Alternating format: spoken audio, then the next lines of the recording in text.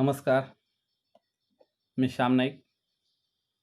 इयत्ता 9वी विज्ञान आणि तंत्रज्ञान, प्रकरण दुसरे, कार्य आणि ऊर्जा. या प्रकरणामध्ये आपल्याला कार्य, ऊर्जा अक्षयतेचा नियम, ऊर्जा, मुक्तपतन आणि यांत्रिक ऊर्जा याविषयी माहिती घ्यायची आहे. सामान्यतः कोणत्याही शारीरिक किंवा बौद्धिक कृतीला कार्य म्हणून संबोधण्याची प्रथा आहे. आपण चालतो किंवा धावतो तेव्हा आपण आपल्या शरीरातील ऊर्जा वापरतो आणि कार्य करतो. आता कार्य करण्यासाठी ही ऊर्जा उपयोगात आणली जाते. अभ्यास करणाऱ्या मुलीने केलेले कार्य हे आपण मानसिक कार्य आहे असं संबोधतो. भौतिकशास्त्रात आपण कार्याचा विचार करतो तेव्हा कार्य या शब्दाला विशिष्ट अर्थ आहे. एखाद्या वस्तूवर बल प्रयुक्त केले असता त्या वस्तूचे विस्थापन झाल्यास शास्त्रीयदृष्ट्या कार्य घडून आले असे म्हणता येते.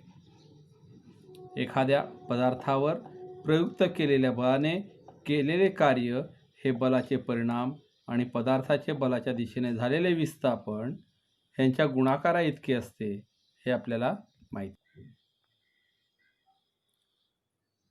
तर या ठिकाणी ह्या आकृतीमध्ये तुम्हाला वेगवेगळी 3 चित्र पाहायला मिळतात.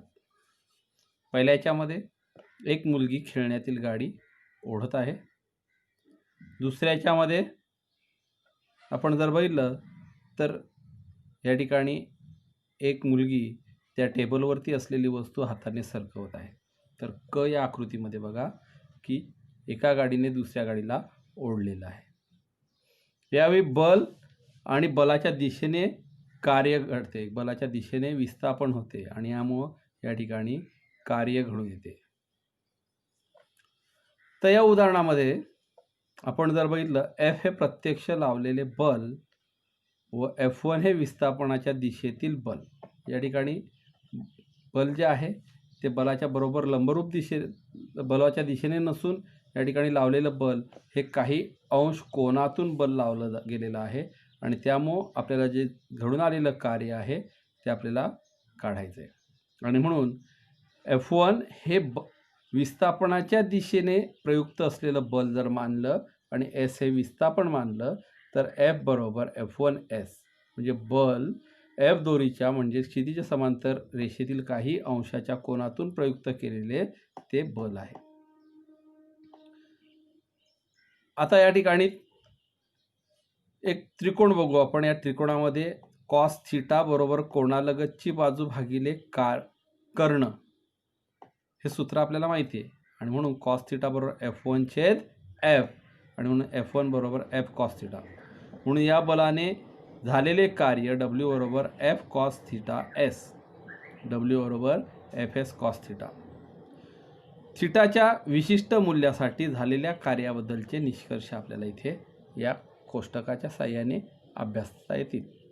की पहिल्यांदा थिटा बरोबर 0 अंश, कॉस थिटा बरोबर 1 आणि वरून कार्य W बरोबर FS. थिटा बरोबर 90 अंश असताना कॉस थिटा 0 आहे आणि म्हणून त्या ठिकाणी घडून आलेलं कार्य हे 0 आहे. थिटा बरोबर 180 अंश असताना कॉस थिटा बरोबर ऋण 1 आणि म्हणून घडून आलेलं कार्य W बरोबर वजा FS. आता या ठिकाणी कार्याचे एकक पाहायचे. कार्य बरोबर बल गुणिले विस्थापन हे सूत्र सर्वांना माहिती आहे.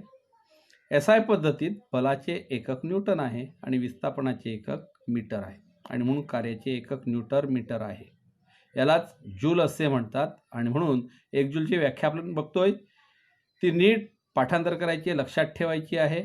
1 जूल म्हणजेच 1 न्यूटन बलाच्या क्रियेमुळे वस्तूचे बलाच्या दिशेने 1 मीटर विस्थापन होत असल्यास घडून आलेले कार्य 1 जूल होय. बघा पुन्हा 1 जूल म्हणजे 1 न्यूटन बलाच्या क्रियेमुळे बलाच्या दिशेने 1 मीटर एवढे विस्थापन होत असल्यास घडून आलेले कार्य किती असते? 1 जूल होय. म्हणून 1 जूल बरोबर 1 न्यूटन गुणिले 1 मीटर. 1 जे बरोबर 1 न्यूटन 1 मीटर. CGS पद्धतीत बलाचे एकक डाइन आणि विस्थापनाचे एकक सेंटीमीटर आहे आणि म्हणून CGS पद्धतीमध्ये या ठिकाणी कार्याचं एकक जे आहे ते अर्ग आहे. आणि मग एक अर्गची व्याख्या जूलप्रमाणेच आहे की एक अर्ग म्हणजेच एक डाईन बलाच्या क्रियेमुळे वस्तूचे बलाच्या दिशेने 1 सेंटीमीटर विस्थापन होत असल्यास घडून आलेले कार्य हे एक अर्ग होईल. एक अर्ग बरोबर 1 डाईन गुणिले 1 सेंटीमीटर. त्या ठिकाणी 1 न्यूटन आणि 1 या ठिकाणी अर्ग ह्याच्यातील संबंध बघायचा आहे. जूल आणि अर्ग यांच्यातील संबंध बघण्यासाठी 1 न्यूटन म्हणजेच या ठिकाणी 10⁵ डाईन आणि 1 मीटर बरोबर 10चा वर्ग सेंटीमीटर हे आपल्याला माहिती आहे. आणि म्हणून कार्य बरोबर बल गुणिले विस्थापन या सूत्रामध्ये जर या किमती टाकल्या तर 1 जूल बरोबर 1 न्यूटन गुणिले 1 मीटर म्हणजेच 1 जूल बरोबर 10⁵ डाईन गुणिले 10चा वर्ग सेंटीमीटर वर्ग बरोबर 10⁷ डाईन प्रति सेंटीमीटर डाईन सेंटीमीटर. म्हणून 1 जूल बरोबर 10⁷ अर्ग. 1 जूल बरोबर किती 10⁷ अर्ग होय. आता या ठिकाणी बल आणि विस्थापन यांच्या दिशांबाबत आपल्याला काही चर्चा करायची आहे की बंद पडलेल्या विचार करा बरं आणि सांगा बंद पडलेल्या गाडीला धक्का देणं कोणत्या प्रकारचं कार्य आहे? बरोबर धन कार्य आहे. तुमच्या मित्राने तुमच्याकडे फेकलेला चेंडू तुम्ही झेललेला आहे हे कोणत्या प्रकारच्या कार्याचं उदाहरण आहे? बरोबर हे ऋण प्रकारच्या कार्याचं उदाहरण आहे. दोरीच्या टोकाला दगड बांधून गोल गोल फिरवलं हे कोणत्या प्रकारच्या कार्याचं उदाहरण आहे? अगदी बरोबर छान हे शून्य कार्य आहे कारण त्या ठिकाणी बला जे वस्तूचं विस्थापन आहे ते बलाच्या लंबरूप दिशेला आहे. ती चौथं उदाहरण आहे जिना चढणे उतरणे झाडावर चढणे ही कोणत्या प्रकारची कार्याची उदाहरणं आहेत? हे सर्व तुम्ही वहीमध्ये नीट एक तक्ता तयार करायचा आणि या ठिकाणी त्याचं वर्गीकरण करायचं आहे. धनकार्य ऋणकार्य आणि शून्य कार्य आणि वेगवेगळी उदाहरणं तुम्ही तुमच्या आसपासची शोधून ना त्या वहीमध्ये लिहायची आहेत. तर ज्यावेळेस बलाची दिशा आणि विस्थापनाची दिशा सारखीच असते एकच असते म्हणजे θ बरोबर 0° त्यावेळेस त्या बलाचे केलेले कार्य हे धनकार्य असते हे सर्वांना समजलेलं असेल. ज्यावेळी बलाची व विस्थापनाची दिशा एकमेकांच्या विरुद्ध असते त्यावेळेस त्या बलाने केलेले कार्य हे ऋणकार्य असते. बरोबर. आणि ज्यावेळेस बल लावले असता विस्थापन होत नाही किंवा बल व विस्थापन एकमेकांना लंबरूप असतात त्यावेळेस बलाने केलेले कार्य हे शून्य कार्य असते. आता या ठिकाणी टेबलवर बघा एक प्लास्टिकचा कप घ्या त्याच्या खालच्या बाजूस मध्यभागी एक छिद्र पाडा त्या छिद्रामधून लंब दोरी टाका आणि त्याला पुरेशी जाड गाठ बांधून जेणेकरून ती घट्ट बसेल अशा प्रकारे गाठ बांधा. आकृती अ मध्ये दाखवल्याप्रमाणे टेबलावर ठेवून नट प्लास्टिकच्या कपामध्ये ठेवा आणि दुसऱ्या बाजूला नट आकृतीत दाखवल्याप्रमाणे खालच्या दिशेने सोडा. आकृती ब मध्ये कप पुढे सरकत असताना पट्टी ठेवून अडथळा निर्माण करा आणि कपाला थांबवा आणि आकृती क मध्ये कप टेबलावर ठेवून दोन्ही बाजूंना नट सोडून द्या. काय घडते बघा. आकृती अ मधील कप खाली खेचला का जातो? ब मध्ये पट्टीने त्याला अडथळा निर्माण कसा होतो आणि क मध्ये आपण जर बघितलं तर कप जागेवर स्थिर का राहतो? या तिन्ही कृतींमध्ये झालेले विस्थापन यांच्या संदर्भातील कार्यकारण भाव आपल्याला समजून घ्यायचा आहे.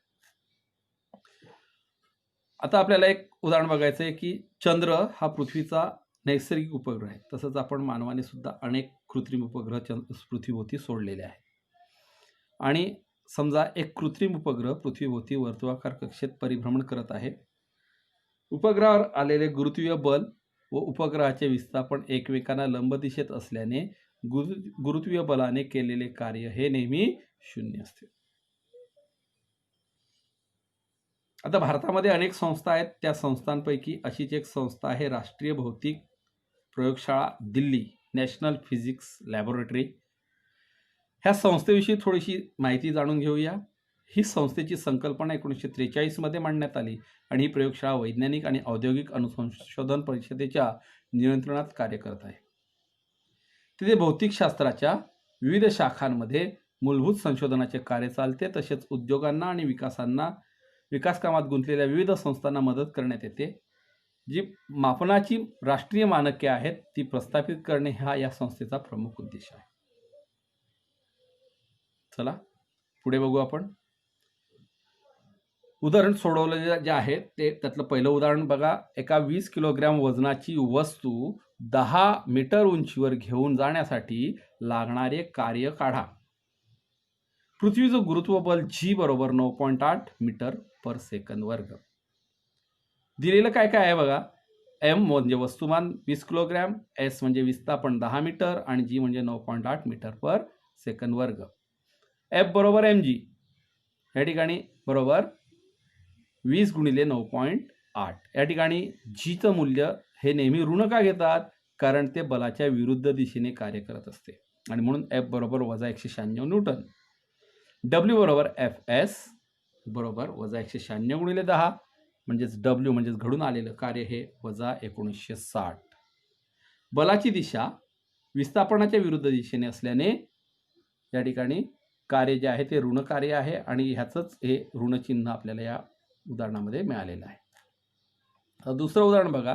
प्रवीणने क्षितिज समांतर दिशेशी 60 अंश कोनातून लावलेल्या 100 न्यूटन बलामुळे वस्तूचे क्षितिज समांतर दिशेत विस्थापन होत असून 400 जूल एवढे कार्य होत असल्यास वस्तूचे झालेले विस्थापन किती हे काढायचे.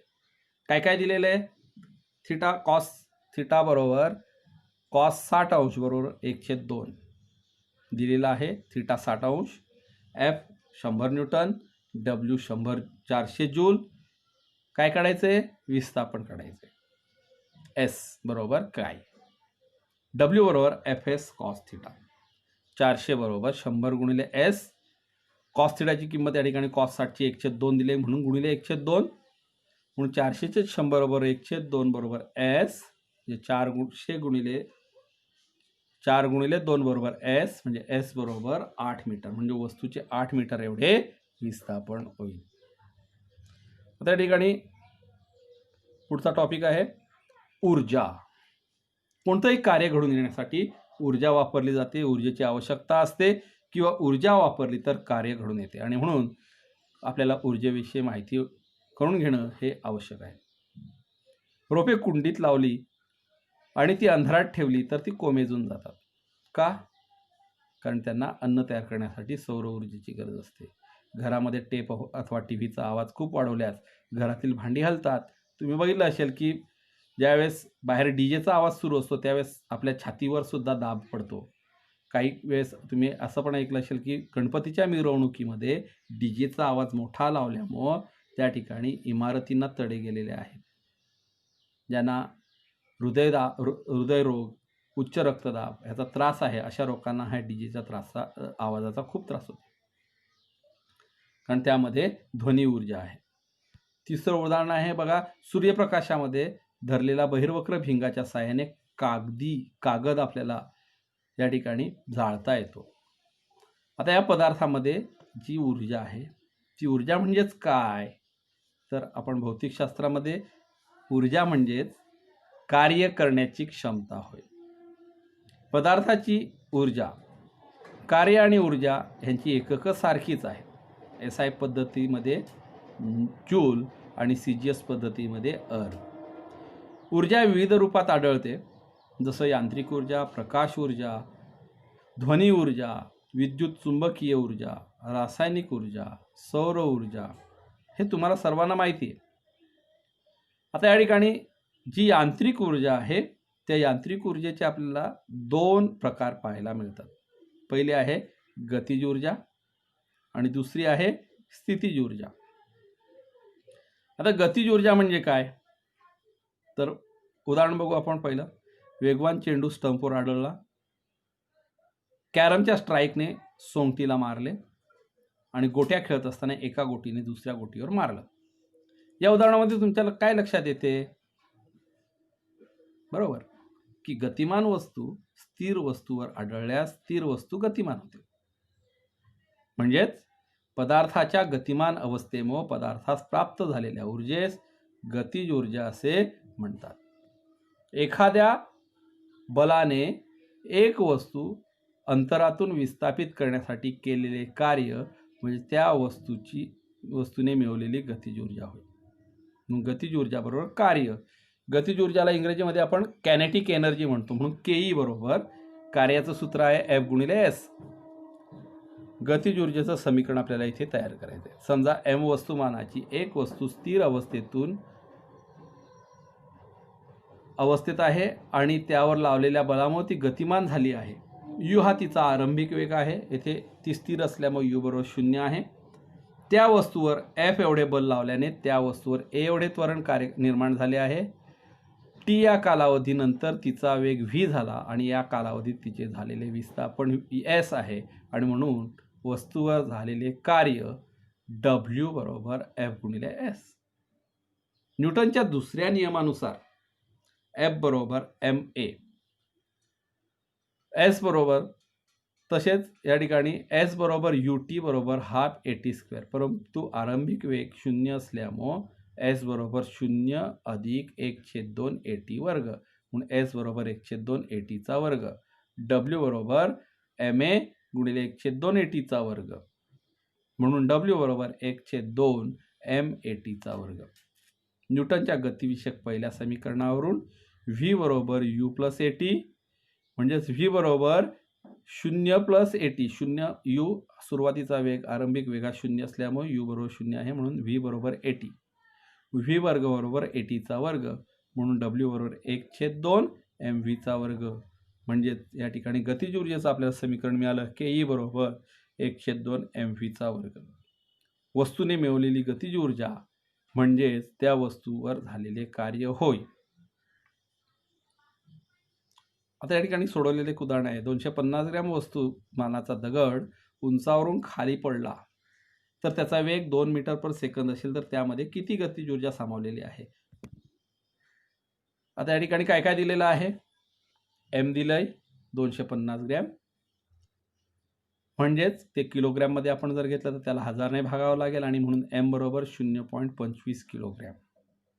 व्ही 2 मीटर पर सेकंड म्हणून गतिज ऊर्जा बरोबर 1/2 एम व्ही वर्ग बरोबर 1/2 0.25 गुणिले 2चा वर्ग बरोबर 0.5 जूल. एखाद्या गतिमान वस्तूचे वस्तुमान दुप्पट केल्यास त्या वस्तूची गतिज ऊर्जा किती पट होईल तर ती सुद्धा दुप्पट होईल. आता पुढची ऊर्जेचा प्रकार आहे तो आहे स्थितीज ऊर्जा. ताणलेल्या धनुष्यातून बाण सोडला. उंचावर ठेवलेले पाणी खाली असलेल्या नळात आपोआप येते. दाबलेली स्प्रिंग सोडली असता ती कार्य करते. वरील उदाहरणामध्ये आपण स्थिती दर्शवणारे शब्द कोणते आहेत. या क्रियांमध्ये वस्तू गतिमान होण्यासाठी लागणारी ऊर्जा कुठून आली. जर त्या वस्तू स्थितीत आणल्या नसल्या तर त्या गतिमान झाल्या असत्या का नाही. पदार्थाच्या विशिष्ट स्थितीमुळे किंवा स्थानामुळे त्यात जी ऊर्जा सामावलेली असते तिला आपण स्थितीज ऊर्जा असे म्हणतो. एक खडू जमिनीपासून साधारण 5 सेंटीमीटर उंचीवर धरा आणि सोडून द्या. काय होईल खाली पडतो. आता सरळ उभे राहून तो खडू सोडून द्या. दोन्ही वेळा कोणता फरक दिसला. स्थितीज ऊर्जेचे या ठिकाणी आपण जर बघितलं तर उंची बदलल्यामुळे त्या ठिकाणी स्थितीज ऊर्जेमध्ये फरक झाल्याचं दिसून येते. आता हिचं समीकरण आपल्याला तयार करायचं आहे. एम एवढ्या वस्तुमानाची वस्तू पृथ्वीच्या पृष्ठभागापासून एच एवढ्या उंचीवर नेण्यासाठी एम जी एवढ्या बलाचा वापर केल्यामुळं गुरुत्वीय बलाच्या विरुद्ध दिशेने या ठिकाणी आपल्याला कार्य करावं लागते आणि यामुळे घडून आलेले कार्य पुढील प्रमाणे काढता येईल. कार्य बरोबर बल गुणिले विस्थापन. डब्ल्यू बरोबर एम जी एच. विस्थापनामुळे वस्तूत सामावलेली स्थितीज ऊर्जा पी म्हणजेच पोटॅन्शियल एनर्जी बरोबर एम जी एच. डब्ल्यू बरोबर पीई.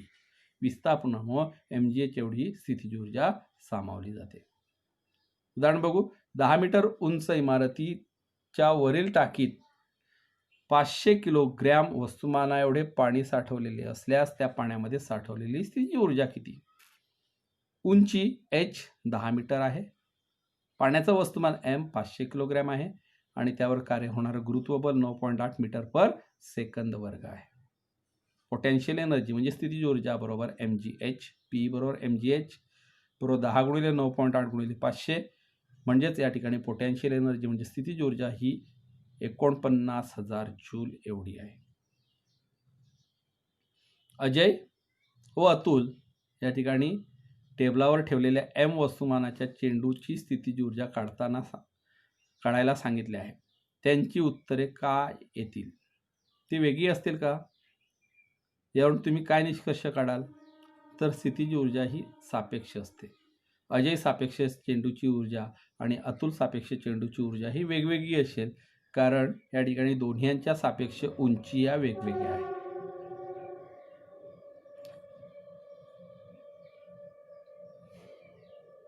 ऊर्जा रूपांतरण. ऊर्जेचे विविध प्रकार आपण बघितलेले आहेत. कोणते कोणते प्रकार आहेत? तर या ठिकाणी ऊर्जेचे प्रमुख 2 प्रकार आपण बघितले, स्थितीज ऊर्जा आणि गतिज ऊर्जा. आता आपण बघतोय ते ऊर्जेचे विविध रूपे.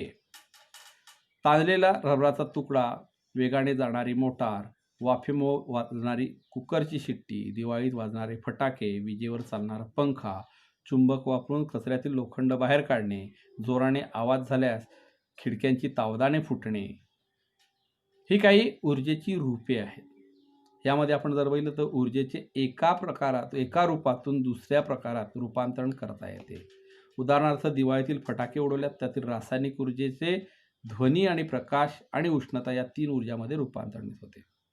आपल्या घरामध्ये जी वेगवेगळी उपकरणे आहेत त्या उपकरणांचा आपण जर अभ्यास केला तर ती सर्व विद्युत ऊर्जेवर चालतात आणि या विद्युत ऊर्जेचं रूपांतरण आपण वेगवेगळ्या ऊर्जेमध्ये करत असतो. जसं इंजिन किंवा पंखा किंवा या ठिकाणी वापरून यांत्रिक ऊर्जा तयार करतो, तर यांत्रिक ऊर्जेच्या साहाय्याने जनित्राद्वारे विद्युत ऊर्जेचं रूपांतरण करतो. या ठिकाणी प्रकाशीय सौर घट ह्याचा वापर करून सौर ऊर्जेचं म्हणजे प्रकाश ऊर्जेचं रूपांतरण विद्युत ऊर्जेत, तर या ठिकाणी विद्युत दिव्याचा वापर करून विद्युत ऊर्जेचं रूपांतरण प्रकाश ऊर्जेत करतो. या ठिकाणी प्राथमिक घट म्हणजे सेल जर आपण वापरला तर त्या ठिकाणी रासायनिक ऊर्जेचं विद्युत ऊर्जेत रूपांतरण होते, तर दुय्यम घट म्हणजे चार्जिंगची बॅटरी जी आहे त्या ठिकाणी विद्युत ऊर्जेचं रासायनिक ऊर्जेत रूपांतरण करतो, म्हणजे बॅटरी आपण चार्ज करतो. मोबाईलची बॅटरी तुम्हाला माहिती आहे की ती चार्ज करता म्हणजे या ठिकाणी काय करतायत की विद्युत ऊर्जेचं रूपांतरण रासायनिक ऊर्जेत करतायत. मोबाईलला तुम्ही हेडफोन वापरतायत तर त्याच्यामध्ये सूक्ष्म श्रवणी आहे, ज्याच्याद्वारे ध्वनी ऊर्जेचं विद्युत ऊर्जेत रूपांतरण होते. म्हणजे मायक्रोफोन, जो तुमचा मायक्रोफोन आहे तो मायक्रोफोन हा विद्युत ऊर्जेचं ध्वनी ऊर्जेचं विद्युत ऊर्जेत रूपांतरण करतो. तर जो स्पीकर आहे तो काय करतो, तर विद्युत ऊर्जेचं ध्वनी ऊर्जेत रूपांतरण करतो. त्याचबरोबर आपल्या घरामध्ये हीटर आहे, ह्या हीटरच्या साहाय्याने विद्युत ऊर्जेचं आपण उष्णता ऊर्जेत रूपांतरण करतो. तर तारयुग्मक ह्याच्या साहाय्याने उष्णता ऊर्जेचं आपण विद्युत ऊर्जेमध्ये रूपांतरण करू शकतो. म्हणजेच या ठिकाणी विविध प्रकारच्या ऊर्जा आपण रूपांतरित करू शकतो. ऊर्जेच्या बाबतीमध्ये आपल्याला एक नियम पाहायला मिळतो, तो म्हणजे ऊर्जा अक्षयतेचा नियम. आपण सांगतो की विद्युत ऊर्जा निर्माण केली जाते, पण ती निर्माण करतात का? नाही, तर ती वेगवेगळ्या प्रकारच्या ऊर्जा प्रकारातून या ठिकाणी ती रूपांतरित केली जाते. म्हणजे कुठल्याही प्रकारची ऊर्जा ही निर्माण करता येत नाही. म्हणून या ठिकाणी ऊर्जा अक्षयतेचा नियम काय सांगतो? What is mean by the conservation of energy? Law of conservation of energy state that ऊर्जा अक्षयतेचा नियम असा म्हणतो की ऊर्जा निर्माण करता येत नाही आणि नष्टही करता येत नाही, तिचे एका प्रकारातून दुसऱ्या प्रकारात रूपांतरण करता येते, तथापि विश्वातील एकूण ऊर्जा सदैव अक्षय राहते. आता मुक्त पतन, एखादी वस्तू उंचावरून सोडली तर तिचं खरंच मुक्त पतन होईल का? ती पृथ्वीकडे गुरुत्वबलाने आकर्षली जाईल, पण उंचावरून सोडून असताना त्या ठिकाणी जी हवा आहे त्या हवेचा तिला प्रतिरोध होऊ शकतो. आणि म्हणून मुक्त पतन म्हणजे काय? तर या ठिकाणी कुठल्याही प्रकारच्या बाह्य बलाने त्याच्यावरती कार्य न करता फक्त गुरुत्व बलाने ती वस्तू जर खाली आली तर त्याला आपण मुक्त पतन म्हणतो. एम वस्तुमानाचा पदार्थ गुरुत्वाकर्षण बलामुळे एच एवढ्या उंचीवरून खाली येत असताना त्याची वेगवेगळ्या उंचीवरील गती आणि स्थितीज ऊर्जा आपल्याला अभ्यासता येईल. सुरुवातीला ए या स्थितीमध्ये असताना त्या ठिकाणी त्या वस्तूचा आरंभिक वेग 0 आहे आणि म्हणून त्या ठिकाणी त्या वस्तूची सुरुवातीची गतिज ऊर्जा ही 0 असून स्थितीज ऊर्जा मात्र या ठिकाणी एक्स्ट्रीम म्हणजे जास्तीत जास्त आहे, ती म्हणजे mgh. एकूण ऊर्जा बरोबर गतिज ऊर्जा अधिक स्थितीज ऊर्जा बरोबर 0 अधिक mgh म्हणजे एकूण ऊर्जा mgh आहे. म्हणजे ऊर्जा अक्षयतेचा नियम आपल्याला इथे पाहायला मिळतोय. दुसऱ्या ठिकाणी आपण बघतोय दुसरी स्थिती आहे बी या ठिकाणी. ती वस्तू x एवढं अंतर पार केलेलं आहे आणि या ठिकाणी तिचं जो वेग आहे तो vv इतका आहे आणि जमिनीपासूनची तिची उंची आहे h वजा x आणि म्हणून बी या बिंदूपाशी असताना u बरोबर 0 या ठिकाणी त्या वस्तूची गतिज ऊर्जा ke बरोबर 1/2 mvb वर्ग बरोबर 1/2 m2gx. ke बरोबर mgx. बी या ठिकाणी वस्तूची जमिनीपासूनची उंची h वजा x आहे. p बरोबर mg h वजा x. p बरोबर mg h वजा mg x. एकूण ऊर्जा टी बरोबर टोटल एनर्जी के अधिक पी बरोबर mgx अधिक mgh बरोबर वजा mgx. टी बरोबर mgh. तिसरी स्थिती आहे सी या बिंदूपाशी असताना वस्तू जमिनीवर पोहोचल्यानंतर तिचा वेग vc होतो आणि v बरोबर 0. त्या ठिकाणी गतिज ऊर्जा जी आहे ती जास्तीत जास्त आहे. ke बरोबर 1/2 mvc वर्ग बरोबर 1/2 m2gh. ke बरोबर mgh. सी या बिंदूपाशी वस्तूची जमिनीपासूनची उंची h बरोबर 0 असल्यामुळे p बरोबर mgh बरोबर 0. टी बरोबर टोटल एनर्जी ke बरोबर टोटल एनर्जी बरोबर ke अधिक p. टी बरोबर mgh. म्हणजेच या ठिकाणी तिन्ही ठिकाणचा जर आपण स्थितीची अभ्यास केला तर आपल्या अशा लक्षात येते की प्रत्येक बिंदूपाशी ऊर्जा कशी आहे, स्थिर आहे. कोणत्याही ठिकाणी ही ऊर्जा या ठिकाणी टोटल एनर्जी किंवा एकूण ऊर्जा ही समान असताना आपल्याला पाहायला मिळते.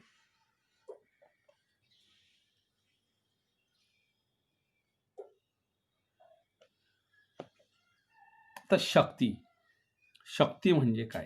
आपण ऊर्जा म्हणजे काय बघितलं की कार्य करण्याच्या क्षमतेस ऊर्जा असे म्हणतात. पण या ठिकाणी आपण जर बघितलं तर छोटी मोटार, मोठी मोटार, सायकल ह्यांच्यामध्ये जे काही कार्य करण्याचा दर आहे तो वेगवेगळा आहे. म्हणजे काही कार्य जलद होते, काही मंद होते आणि म्हणून एक कार्य मोजण्याचं तंत्र, कार्य करण्याचं जो किती वेळेत कार्य घडणार आहे हे मोजण्याचं तंत्र हे शक्तीवरून आपल्याला कळते. म्हणून कार्य करण्याच्या दरास शक्ती असे म्हणतात. समजा W हे कार्य टी या वेळेत होत असेल तर शक्ती बरोबर कार्य भागिले काळ म्हणजे P म्हणजे पॉवर बरोबर work done upon time P equal to W/T. कार्याचं एकक जूल आहे आणि म्हणून शक्तीचं एकक जूल पर सेकंद असं आहे. यालाच वॅट असं सुद्धा आपण म्हणतो. आता हे वॅट हे शक्तीच्या एककाला नाव का दिलेलं आहे तर स्कॉटलंड वैज्ञानिक जेम्स वॅट यांनी वाफेच्या इंजिनाचा शोध लावला आणि त्याच्या कार्यामुळं त्याच्या सन्मानार्थ शक्तीच्या एककाला वॅट हे नाव देण्यात आलेले. त्याचबरोबर शक्तीच्या आणखीन काही एकक आहेत. अश्वशक्ती ह्या शब्दाचा सुद्धा आपण शक्तीच्या एककामध्ये उपयोग करतो. आता 1 वॅट बरोबर 1 जूल भागिले 1 सेकंद. औद्योगिक क्षेत्रामध्ये शक्ती मोजण्यासाठी आपण वॅट हे एकक पुरेसं ठरत नसल्यामुळे अश्वशक्ती हॉर्स पॉवर या एककाचा वापर करतो. 1 अश्वशक्ती बरोबर 746 वॅट. व्यावहारिक उपयोगासाठी ऊर्जेचे एकक किलोवॅट तास हे आहे. 1 किलोवॅट ही शक्ती म्हणजे 1000 जूल प्रति सेकंद याप्रमाणे केलेले कार्य.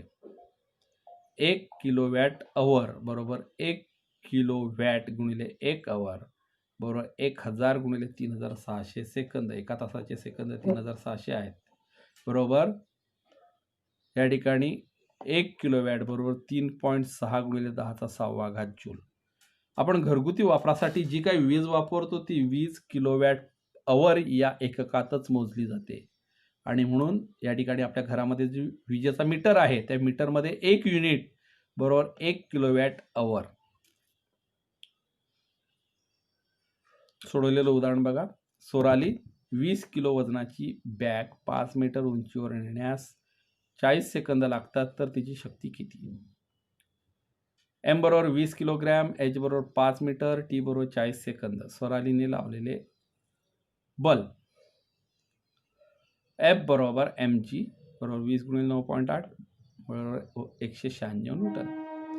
सोरालीने 5 मीटर उंचीवर बॅग उचलताना केलेले कार्य डब्ल्यू बरोबर एफ एस 196 गुणिले 5 बरोबर 980 जूल. शक्ती पी बरोबर डब्ल्यूचे टी 980 भागिले 40 बरोबर 24.5 वॅट. धन्यवाद.